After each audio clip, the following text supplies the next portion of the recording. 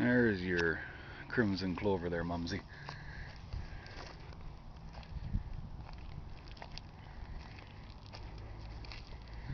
There's our kiwi berry female. There is the asparagus. Whole bunch of these little ones. And these little kind of plants. Kaylin knows what they are, I don't. There's like an ocean spray, some rose, some mock orange, some other little things. These are the nice pretty guys. Bunch of tulips in there too. Nice dark color. More of those. We've got a couple of these ruffled type too. Tulips. Ruffled edge tulips. A bunch of those. They come up round and round. Our snowberries. Kaylin's truck. Yeah. Oh, it's such a pretty truck. All that dirt. Oh, we'll get you the pergola. There's the pergola. Our anti-deer wires up top. There's our breakfast spot where we talked to you earlier. All our little planters. Our hops are going to be trellised up and over on the pergola, all the way around over there. And it's Joseph height so that I don't hit my head on any of it. And those are her brake drum planters. Just two semi-truck brake drums stacked and closed up the bottom. This is lettuce, a mix and match, kale and red beets, kale and golden boys, kale and nothing yet.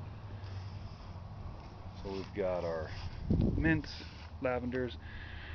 These are goji berries. I don't know if you guys have heard about these ones, but they're supposed to be high in antioxidants.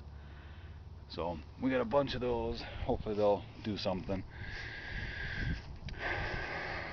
Some mints, rosemaries. That's going to be catgrass, I think. Alden and Kaylin planted that. Those are some fir trees that I pulled out from under a guardrail out in Clallam Bay, and they seem to be doing good. So I got them. And this is the Honeycrisp apple. It's not quite blossoming yet, but getting good. Last year a deer reached through here, a deer's head, and got this limb, so we've trimmed it back. More gojies. Gojies. There is the male kiwi berry. So these should do little, I don't know, grape-sized, very similar to grapes. Little kiwis that are little tart little guys. Oh, a lovely bird feeder. Anti-squirrel cage too. We've got a pear. I think we're up to two fruit trees. Our transplant artichoke. Kay's Mother's Day tree. Hopefully so lovely. This is a mix apple.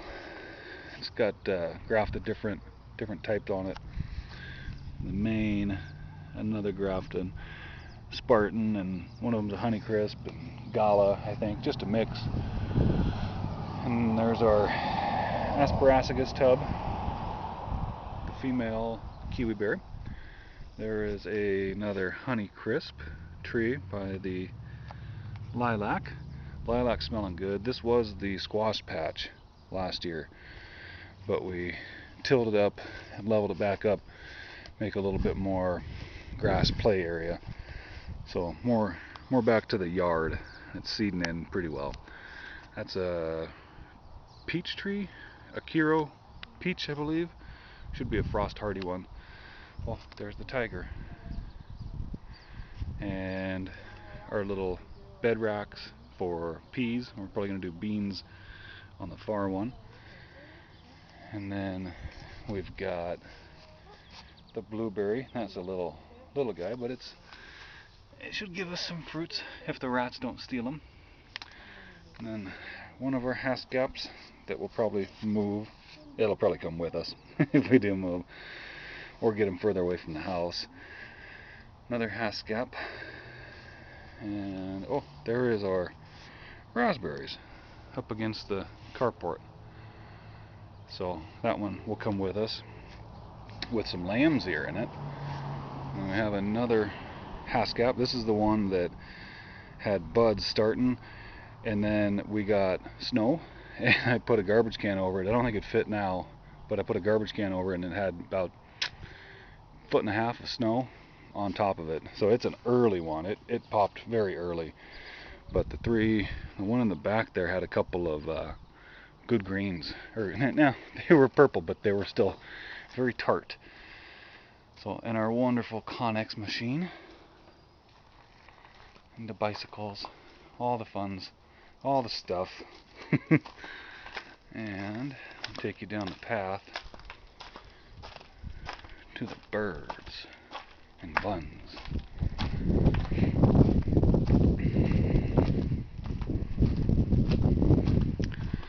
And here we're at the birds and buns. This is where we had the turkeys and the chickens, kind of where the grass is starting to grow. It was here up against the house. Easiest way, makeshift way to get them going. But since we've built that up bigger, and we've had, I don't know if she's going to show up in there. Alice is in there. That's where she decided to make her nest. So she's hunkered down in there. That's where everybody's at. Oh, here's Eddie Bunny. Eddie Bunny is super soft and super friendly. Hi, Bubba. Oh, he loves his pets. Oh, he's a very good bun. And he's Papa. And there's his baby. And there's Spaz. She's also a baby. Line breeding doesn't hurt when they're not repeatedly done. But that's their nest. And we give them some hay or straw, a little box with a bottom to it, and they do their thing. And they pull their down in peaches. And there's Spencer, the bigger guy, with more bumpies on his nose and around his neck. He'll keep getting more and more of those wart looking things. They're just cannulars, I can't remember the name, how to say it, but that's what they get. And that's his female. They're substantially smaller than the males. The females can fly, the males are just too big to fly, so they don't.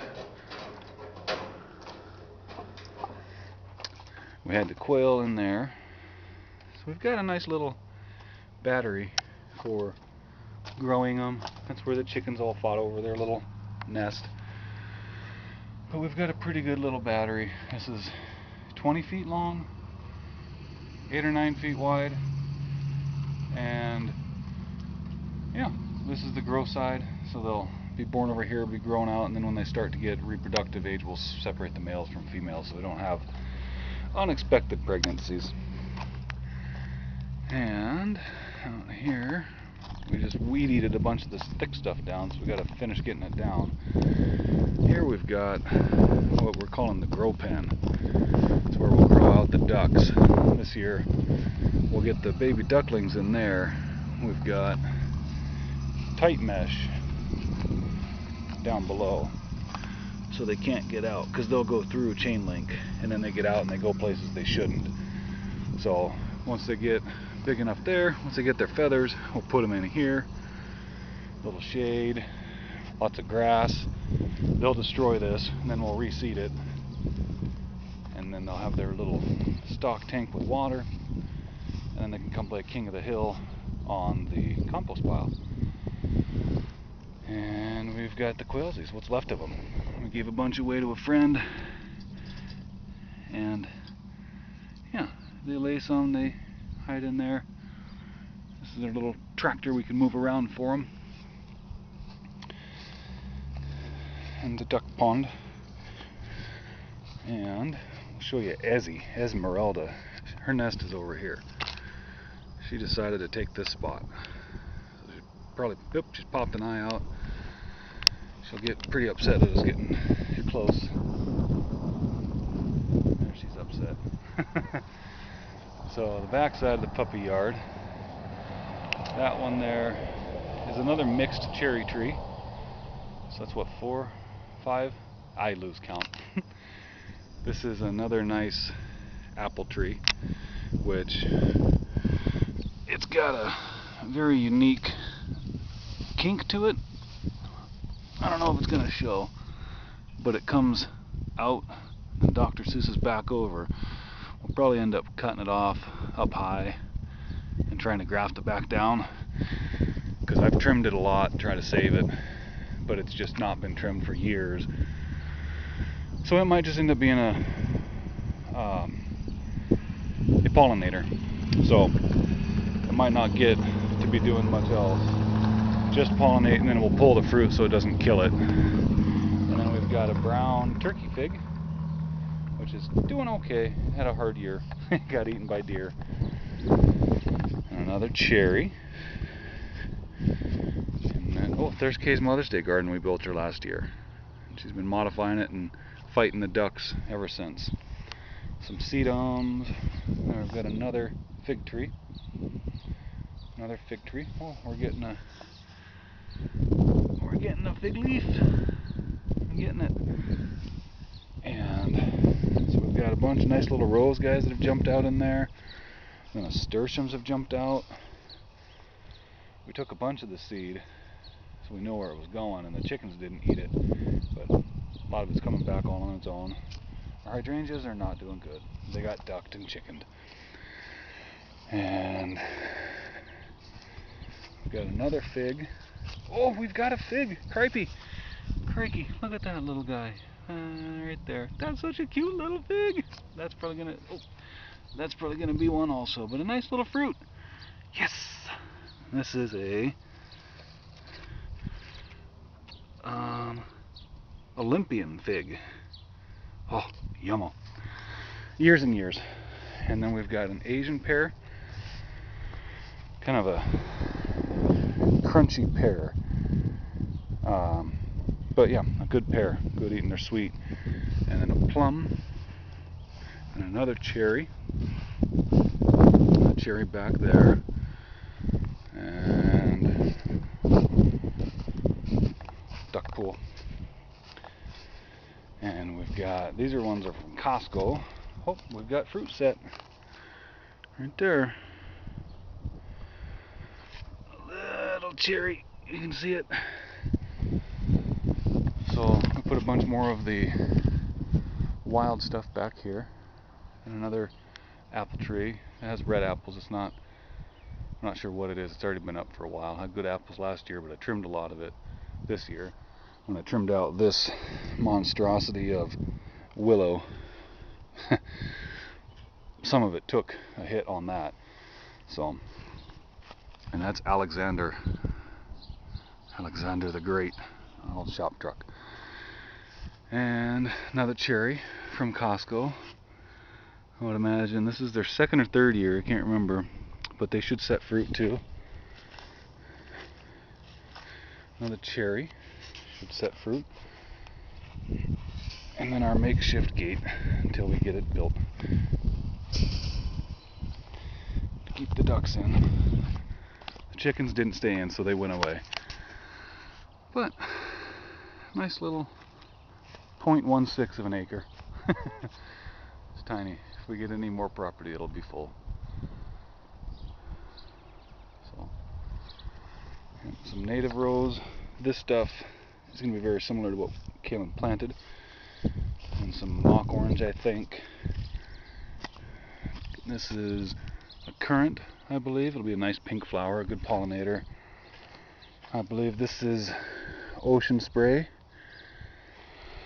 And see if I can find where I did my damage yesterday. I caught one of these on weed eating, and one of our ones that she planted, I got it. Maybe it's good I can't find it. Oh, here's some wildflowers. They're going to start coming up real soon. They're not already getting there. I threw just a whole plethora, this whole outside the fence area. I just threw in seed, and I figured if it comes up, it comes up. There was vine maple there that keeps coming back. We're gonna have to eventually dig out if we stay long enough for that to happen. But all kinds of stuff, all kinds of in process. The dandelions are really liking it. In the front of the house, and you can see one addition, original house. So this is basically the TV to the kitchen, and it's got one room and a small, it's got one room which is the laundry room now, and a kitchen, and then that roof line is also added onto the kitchen, but it's probably going to be, we'll either take that roof line out and do a small change up there so that we have outside storage for the freezers, and it all depends on how fast we move out of here. But it would gain us the laundry room, could move out to there, but we'd have to add plumbing, and we'd probably go a little bit bigger and match this roof line and go out with it all the way and do carport over that and a covered porch out here. But as you can see, it's a 1935 house, and when they built it, they didn't really care about overhang. So there's nothing protecting the windows. So when we get a hard rain, it hits the windows and goes inside the windows. So we don't need a roof, but we might do a roof in sections just to add that. Both ends of the house, neither one of those have that. So yeah, this is the move. There's Kaylin's Jeep, and that's about what we have for